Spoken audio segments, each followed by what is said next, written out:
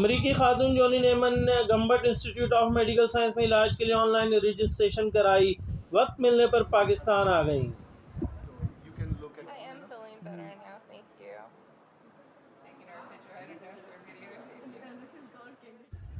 Institute سے جگر کا کامیاب آپریشن کرایا۔